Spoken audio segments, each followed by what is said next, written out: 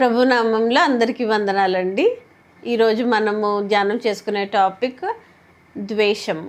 ద్వేషము బిటర్నెస్, ఇంగ్లీష్లో అయితే దీన్ని బిటర్నెస్ అంటారు. అంటే మనిషిలో ఈ ఇమోషన్ ద్వేషము అన్నది ఎప్పుడైతే ఉంటుందో దాని పర్యవసానము రిజల్ట్ ఎలా ఉంటుంది అన్న దాని గురించి మనము బైబిల్ ప్రకారంగా ఏం చెప్పబడింది, ఈ ఈ ద్వేషంతో నింపబడిన వారి జీవితాలు ఎలా ఉన్నాయి, దీనికి బైబిల్ ఏమన్నా ఒక పరిష్కారం చూపిస్తుందా అన్న దాని గురించి ఆలోచించుకుంటూ మనం ముందుకు సాగుదాం. దీనికి సంబంధించిన ఫస్ట్ కీ వర్స్ ఒకటి మనం చూద్దాం. కీ వర్స్లో ఎఫెసీయులకు రాసిన పత్రిక 4వ అధ్యాయము 2 వచనాలు చూద్దాం, 31, 32. కానీ మనం ఆ పదము ద్వేషం అన్నది 31లోనే చూస్తాం. ఎఫెసీయులకు రాసిన పత్రిక 4వ అధ్యాయం 31, 32. సమస్తమైన ద్వేషము, కోపము, క్రోధము, అల్లరి, దూషణ, సకలమైన దుష్టత్వము మీరు విసర్జించుడి. ఒకని ఎడల ఒకడు దయ కలిగి కరుణాహృదయులై క్రీస్తునందు దేవుడు మిమ్మల్ని క్షమించిన ప్రకారము మీరును ఒకరినొకరు క్షమించుడి. ద్వేషము 31 బిగినింగ్లోనే మనం చూస్తే ఆ వచనంలో అంటే ఈ 31లో ఉన్న ఇమోషన్స్ అన్నీ కూడా నెగిటివ్ ఇమోషన్సే. వాటిని విసర్జించమని వాక్యం చెప్తుంది. అంటే అవి మన జీవితాల్లో ఉంటే అది మనకి మేలు కాదు. అంటే నా బాధ, నా కోపము, నా ద్వేషము అన్న ఆలోచన ఒకవేళ మనకుంటే దాని పర్యవసానము, దాని కాన్సిక్వెన్సెస్, దాని రిజల్ట్ ఎలా ఉంటుంది అని దాన్ని బట్టి మనం ఏం నష్టపోతున్నాము అన్నది కూడా ఆలోచిద్దాము. బైబిల్ ఏమన్నా పరిష్కారం చూపిస్తుందా, ఆ విధంగా కూడా మనం ముందుకు నడుద్దాం. మొదటిగా మనము బిగినింగ్లో దేవుడు ఆదాము హవ్వలని సృష్టించినప్పుడు వారు బలహీనమైన స్థితిలో అపవాది మోసంకి గురయ్యి పాపం చేస్తారు. దేవుడు వారిద్దరిని ఏదైనా వనంలోంచి బయటకు పంపించేస్తారు. బయటకు పంపించేసిన కొద్ది కాలానికి అంటే వారు మళ్ళీ దేవుని పట్ల నమ్మకంగా ఉండి వారికి ఇచ్చిన పనులు వాళ్ళు చేసుకుంటూ ఉంటారు. కొద్ది కాలం అయ్యేటప్పటికి మనము ఆదికాండం చూద్దాము. ఆదికాండము 4వ అధ్యాయము 1 నుంచి 8 వచనాలు చూడాలి. అన్నీ చూసేంత టైం ఉండకపోవచ్చు కాబట్టి మధ్యలో ఎక్కడైతే అవి చూస్తూ వెళ్దాం. ఆదికాండము 4వ అధ్యాయము 1 నుంచి 8. ముందుగా అయితే 1, 2 చూద్దాం. ఆదాము తన భార్య అయిన హవ్వను కూడినప్పుడు ఆమె గర్భవతి అయి కయీనును కని యెహోవా దయ వలన నేనొక మనిషిని సంపాదించుకున్నానెను. తర్వాత ఆమె తన తమ్ముడగు హేబేలును కనెను.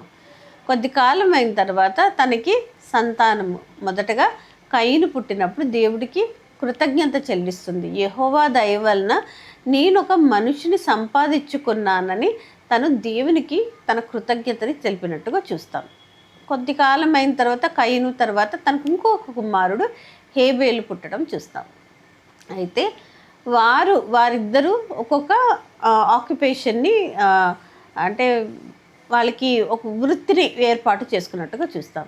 2వ అధ్యాయంలో 2వ భాగంలో చూస్తే కయీను భూమిని సేద్యపరచువాడు, హేబేలు గొర్రెల కాపరి, కయీను భూమిని సేద్యపరచువాడు. కయీనేమో వ్యవసాయం చేసుకుంటూ ఉంటాడు, హేబేలేమో గొర్రెల కాపరి. అయితే కొంతకాలం 3 నుంచి చూద్దాం. కొంతకాలం అయిన తర్వాత కయీను పొలము పంటలో కొంత యెహోవాకు అర్పణగా తెచ్చాను. హేబేలు కూడా తన మందలో తొలిచూలును పుట్టిన వాటిలో కొవ్విన వాటిని కొన్ని తెచ్చెను. యెహోవా హేబేలును అతని అర్పణను లక్ష్య పెట్టెను, కయీనుది మాత్రం లక్ష్య పెట్టలేదు. కయీనును అతని అర్పణను ఆయన లక్ష్య పెట్టలేదు. ఇద్దరు వాళ్ళు ఏదైతే వృత్తిపరంగా చేసుకున్నారో కయీనేమో తన పొలంలోని పంటను తీసుకొచ్చాడు, హేబేలేమో కొవ్విన ఒక పశువుని తీసుకొని కొవ్విన వాటిని కొన్ని తెచ్చాను. అయితే కొవ్విన పశువులను తీసుకొని రావడము, తిన పంటలోని కొంచెము పంటను తీసుకొని రావడం. అంటే యెహోవా ఒకరి బలిని యాక్సెప్ట్ చేశారు, అంగీకరించారు, ఇంకొకరు దాన్ని చేయలేదు. హేబేలు తెచ్చిన కొవ్విన పశువులను ఆయన అంగీకరించారు, కయీను తెచ్చిన దాన్ని అంగీకరించలేదు.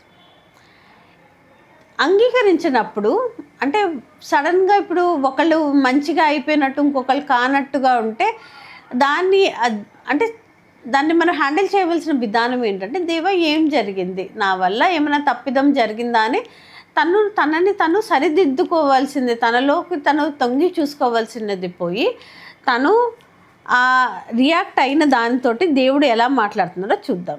5 నుంచి చూద్దాము. కయీనును అతని అర్పణను ఆయన లక్ష్య పెట్టలేదు కాబట్టి కయీనుకు మిక్కిలి కోపం వచ్చి అతడు తన ముఖమును చిన్నబుచ్చుకొనగా, ఇప్పుడు యెహోవా మాట్లాడుతున్నారు. దేవుడు ఏం మాట్లాడుతున్నారు? యెహోవా కయీనుతో, నీకు కోపమేలా, ముఖము చిన్నబుచ్చుకొని ఉన్నావేమి, నీవు సత్క్రియ చేసిన ఎడల తలనెత్తుకొనవా అని దేవుడు ఎక్స్ప్లెయిన్ చేస్తూ ఉంటారు. నువ్వు ఎందుకు అంత చిన్నపుచ్చుకున్నావు, నువ్వు కూడా మంచి ఉద్దేశంతో చేసుంటే నువ్వు కూడా నీ అర్పణ కూడా అంగీకరించబడి ఉండేది. అంటే దేవుడు తనకి ఒక అవకాశం ఇస్తున్నారు, ఎక్స్ప్లెయిన్ చేస్తున్నారు. అంటే తను అర్థం చేసుకునే విధంగా తనతోటి మాట్లాడుతున్నారు. కయీనుతోటి మాట్లాడుతూ, నువ్వెందుకు ముఖం చిన్నపుచ్చుకున్నావు, నువ్వు కూడా మంచిది చేస్తే నీకు కూడా మంచి జరుగుతుంది కదా అని చెప్పినప్పుడు కయీను దానిని అంగీకరించకుండా, తర్వాత వచనాల్లో మనం చూస్తే 8కి వెళ్ళిపోదాము. కయీను తన తమ్ముడైన హేబేలుతో మాట్లాడాను. వారు పొలంలో ఉన్నప్పుడు కయీను తన తమ్ముడైన హేబేలు మీద పడి అతనిని చంపెను. కోపము, పగ, ద్వేషము రగిలిపోతూ ఉంది. రగిలిపోతూ దాంతో తమ్ముడిని తీసుకొని పొలంలోకి వెళ్ళి పొలంలో చంపేశాడు. హత్య అది కదా. దేవుడు ఎవరినైతే సృష్టించారో వాళ్ళ ప్రాణము తీయడానికి మనకి ఏమాత్రం అధికారం లేదు. తన సొంత సహోదరుడు తమ్ముడు. ఈ ఒకే ఒక కారణం ఏంటంటే తన అర్పణ అంగీకరించబడింది, తన తమ్ముడి అర్పణ అంగీకరించబడింది. ఆ తమ్ముడి అర్పణ అంగీకరించబడిన దాన్ని ఆలోచిస్తున్నాడు, తనది ఎందుకు అంగీకరించబడలేదు అన్న దాని గురించి ఆలోచించట్లేదు. అప్పటికి దేవుడు నువ్వు సత్క్రియ చేసిన ఎడల అంటే ఎక్స్ప్లెయిన్ చేస్తున్నారు. దేవుడు మంచిగా తను అర్థమయ్యేలాగా చెప్తున్నప్పుడు దాని మీద నుంచి ఫోకస్ మరల్చుకొని తన కోపము, తన పగ, తన ద్వేషముకి పర్యవసానం కింద తన సొంత తమ్ముడిని పొలంలోకి తీసుకెళ్ళి చంపేశాడు. ఇది ద్వేషముతో చేసిన పని. ద్వేషముతో చేయడం వల్ల దాని తర్వాత దేవుడు అతన్ని శపించి, నువ్వు దేశ దిమ్మరివై తిరుగుదువు అని ఆయన్ని శపించినప్పుడు కయీను అలా దేశ దిమ్మరి అయిపోయినట్టుగా మనం చూస్తాం. ఇది మొదటి సందర్భం. ఇంకొక సందర్భం కూడా ఆదికాండంలోంచి చూద్దాం మనము. ఆదికాండము 37వ అధ్యాయంకి వచ్చి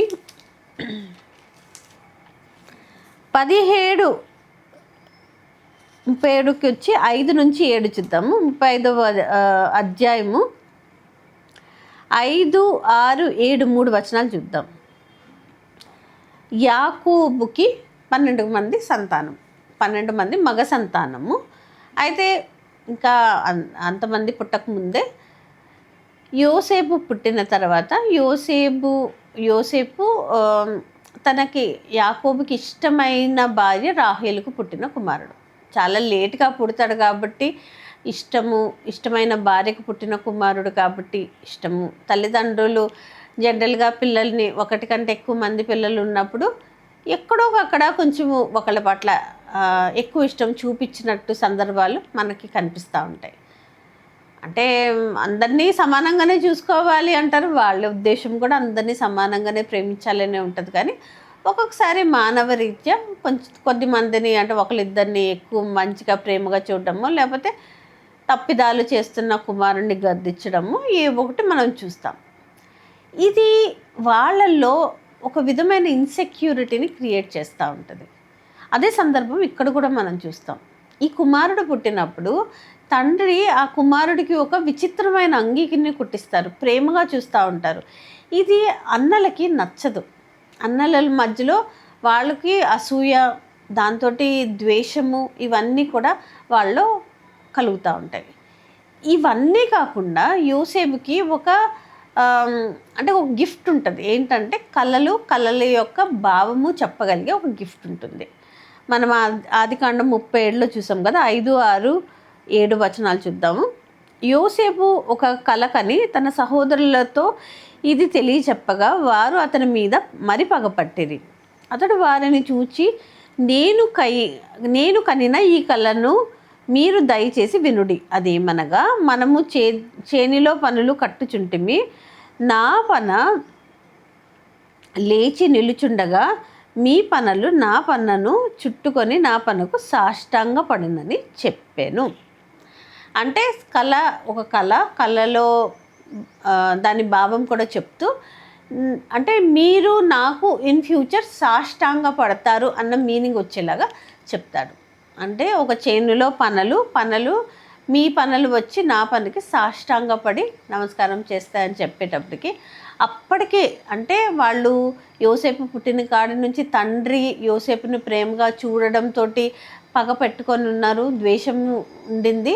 దీనితోటి ఈ కళ చెప్పడం, ఈ కళ ప్రకారము ఇన్ ఫ్యూచర్ మేము సాష్టాంగ పడాలా అన్న ఆలోచనకే వాళ్ళల్లో కోపము రగిలిపోయి ఆ కోపం కాస్త ద్వేషంకి రిజల్ట్ చేస్తుంది. అంటే ఆ ద్వేషంలోకి రిజల్ట్, ఆ ద్వేషముతోటి ఈ తమ్ముడిని తీసుకొని వెళ్ళి అంటే గుంటలో పడేసి తర్వాత బానిస కింద అమ్మేసి వచ్చి తండ్రితోటి అబద్ధం చెప్తారు. ఏంటంటే ఒక వైల్డ్ యానిమల్, అడవి మృగము ఒకటి తమ్ముడిని చంపేసింది అని ఒక రక్తపు మరకలు అంటిన అంగీని తీసుకొచ్చి తండ్రికి చూపిస్తారు. ఇదంతా ఎందుకు చేశారు? సొంత తమ్ముడే, కానీ ఎందుకు చేశారంటే తండ్రి ప్రేమని పొందుకున్నాడని, దానితోటి ఈ కళ ప్రకారము అంటే ఇతను ఏదో తిను చాలా గొప్పగా చెప్పుకుంటున్నాడని, మేమేంటి సాష్టాంగ పడడం ఏంటి అని ఆలోచించుకొని ద్వేషముతోటి సొంత సహోదరుణ్ణి తీసుకొని వెళ్ళి వాళ్ళు అమ్మేసి వచ్చి తండ్రికి అబద్ధం చెప్పినట్టుగా చూస్తాం మనం. ఈ రెండు సందర్భాల్లో కూడా వీళ్ళు డెసిషన్ తీసుకున్నప్పుడు పగ ద్వేషము కలిగినప్పుడు అది ఎదుటి వాళ్ళు ఎవరు, మన సొంత వాళ్ళ అన్న విషయం కూడా ఆలోచించకుండా చాలా పెద్ద పెద్ద డెసిషన్స్ తీసుకుంటున్నారు. అంటే చావు వరకు వెళ్ళిపోయారు. ఫస్ట్ సందర్భంలో కయీన్ అయితే ఇంకా చంపేశాడు హేబెలుని. రెండవ సందర్భంలో చంపాలన్న ఉద్దేశమే ఉండింది, కానీ ఎందుకో మళ్ళీ బ్రదర్స్లో ఒకళ్ళిద్దరు వద్దు చంపద్దు అని అంటే చంపకపోయినా చావుకు అప్పగించినంత పని చేసినట్టుగా చూస్తాం. ఇంకొక సందర్భంలో అంటే ఒకవేళ ద్వేషము కలిగితే ఎలా ఉంటుంది అన్న సందర్భానికి మనము ఆలోచించుకుంటే, సమూయేలు మొదటి గ్రంథము 18వ అధ్యాయంలో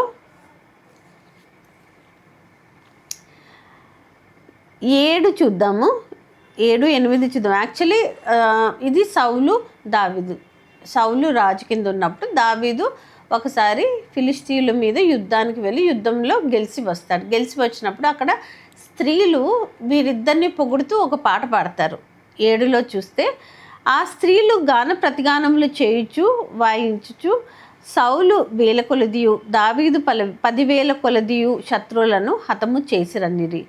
ఆ మాటలు సౌలునకు ఇంపుగా నుండనందున అతడు బహుకోపము తెచ్చుకొని వారు దావీదునకు 10,000 కొలది అనియు నాకు 1,000 కొలది అనియు స్తుతులు పాడిరే.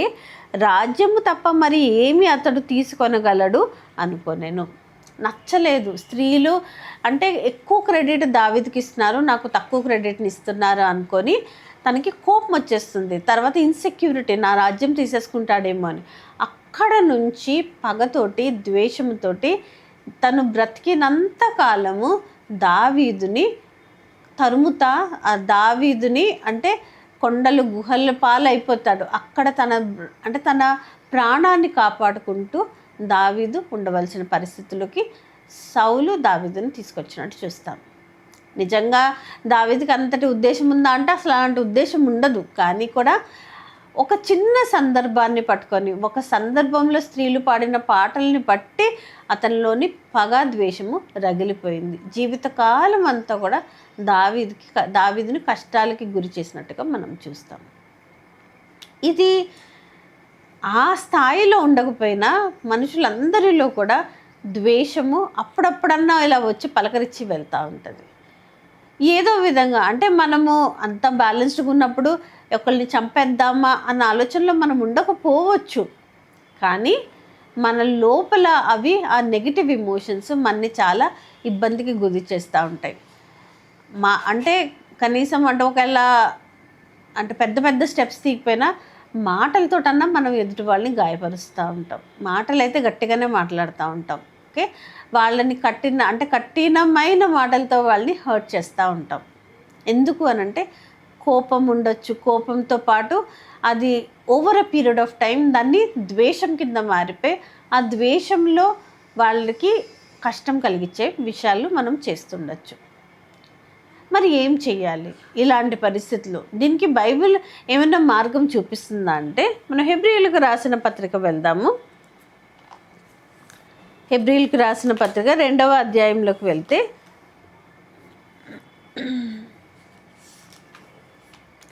17-18 చూసుకుందాము. హెబ్రీయులకు రాసిన పత్రిక 2వ అధ్యాయము 17-18.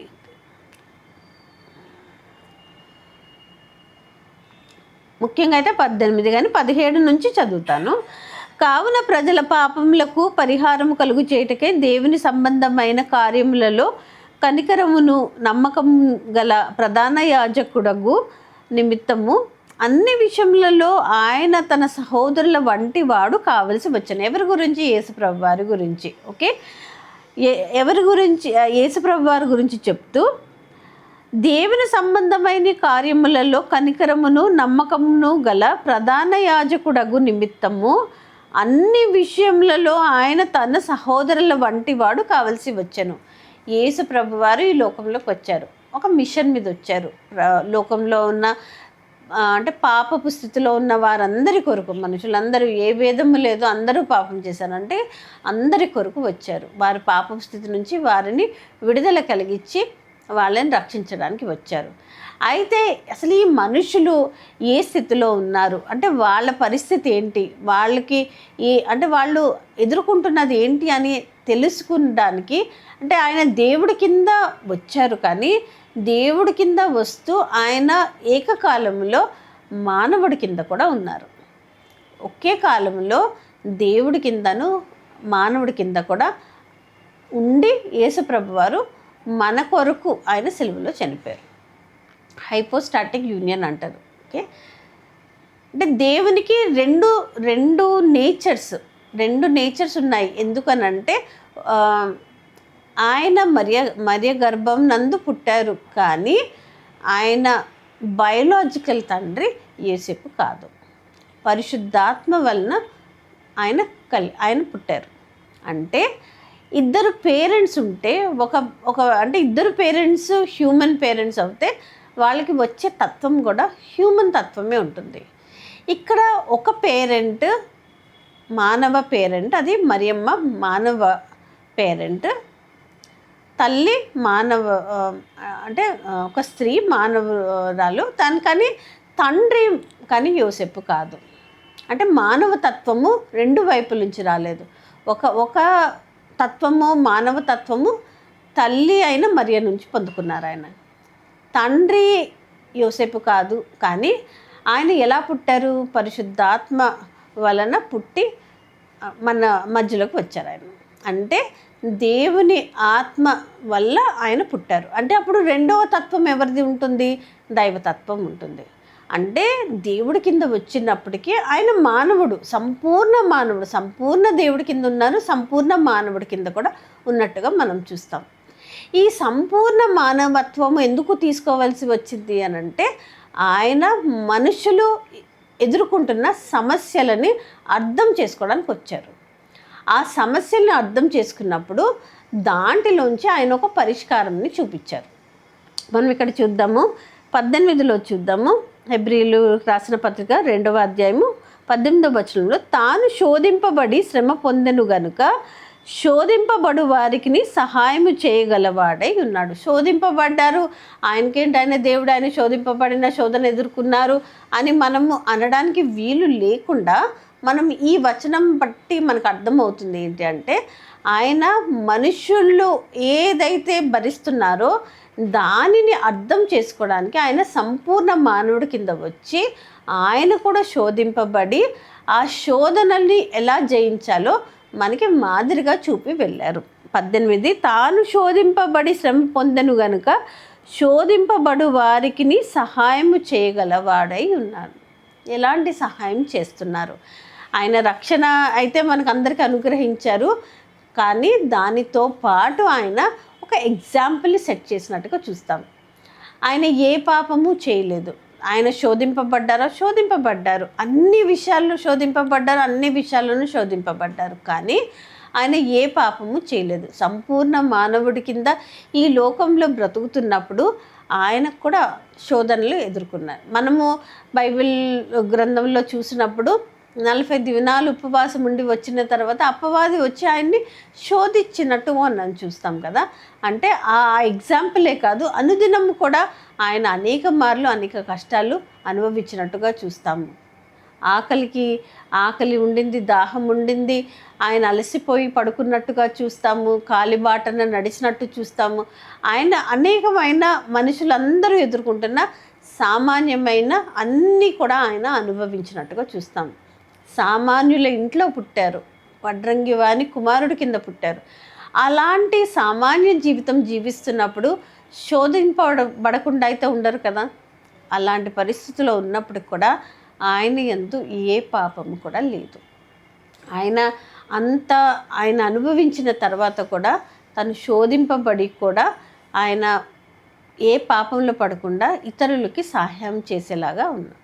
కాబట్టి మనకి ఒకవేళ నెగటివ్ ఎమోషన్స్, ఒకవేళ ద్వేషమే కాదు ఏదైనప్పటికీ కూడా మనలో నెగటివ్ ఎమోషన్స్ వచ్చినప్పుడు ఈ నెగటివ్ ఎమోషన్ని ఆయన యొద్దకు తీసుకొని వెళ్తే దాని నుంచి ఓవర్కమ్ చేయడం, జయించడం ఎలాగో ఆయన మనకి చెప్తారు.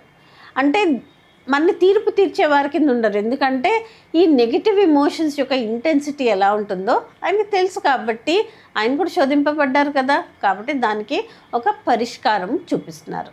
ఒకసారి మన కీవర్డ్స్ చూసాం కదా, ఎఫీసీలకు రాసిన పత్రిక 4:31, 32 అనుకున్నాం కదా. 31 అంతా ఈ నెగిటివ్ ఎమోషన్స్ ఉన్నాయి, 32 చూద్దాం. ఎఫీసీలకు రాసిన పత్రిక 4:32 ఒకని ఎడల ఒకడు దయ కలిగి కరుణాహృదయులై క్రీస్తునందు దేవుడు మిమ్మును క్షమించిన ప్రకారము మీరును ఒకరినొకరు క్షమించుడి. ఒకవేళ నెగిటివ్ ఎమోషన్స్ మనని రూల్ చేస్తున్నప్పుడు మనము దేవుడు అంటే నా స్థితిని అర్థం చేసుకొని నన్ను పాపపు స్థితి నుంచి నన్ను రక్షించారు, నా పాపాలని క్షమించారు అని మనం జ్ఞాపకం ఉంచుకున్నప్పుడు మనకి ఎవరైతే కష్టం కలిగించారో వాళ్ళ పట్ల ద్వేషము, పగ కాకుండా ప్రేమ, కరుణా హృదయం ఉండి వారిని క్షమిస్తాం. ఎవరైనా అలా క్షమించారా అన్నదానికి ఒకసారి మనం మళ్ళీ ఆదికాండంకి వెళ్ళిపోదాము. ఆదికాండము 33వ అధ్యాయంలో యాకోబు తన అన్న అయిన ఏశావుకి రావాల్సిన బ్లెస్సింగ్స్ అన్నిటినీ పొందుకొని అన్నకి భయపడి పారిపోయి తన మేనమామ లాబాను దగ్గరికి వెళ్ళిపోయి ఆయన దగ్గర కొలువు చేస్తూ ఉంటాడు. ఒక 20 సంవత్సరాలు ఉంటాడు. కానీ మేనమామతో కూడా గొడవలు వచ్చిన తర్వాత భార్యలు, బిడ్డలు అందరినీ, ఆస్తిని అంతటినీ తీసుకొని బయలుదేరి వస్తూ ఉంటాడు. కానీ దారిలో చాలా భయపడుతూ చివరికి ఎలాగైతే అన్నని కలుసుకోవడానికి వస్తాడు. అన్న అంతకాలము కూడా అంటే మరి అన్నకి బాధగా ఉంటుంది కదా, నాకు రావాల్సిన ఆశీర్వాదాలన్నీ తను తీసేసుకున్నాడు నా తండ్రి దగ్గర నుంచి అని తన కోపంలో ఉన్నప్పుడు తన అన్న కోపానికి భయపడి పారిపోయి వెళ్ళిపోయాడు. అయితే 20 సంవత్సరాలు ఇంచుమించుగా కొంచెం ఎక్కువగానే గడిచి ఉండొచ్చు. 20 సంవత్సరాల కాలం గడిచిన తర్వాత రిటర్న్ వచ్చినప్పుడు అప్పుడు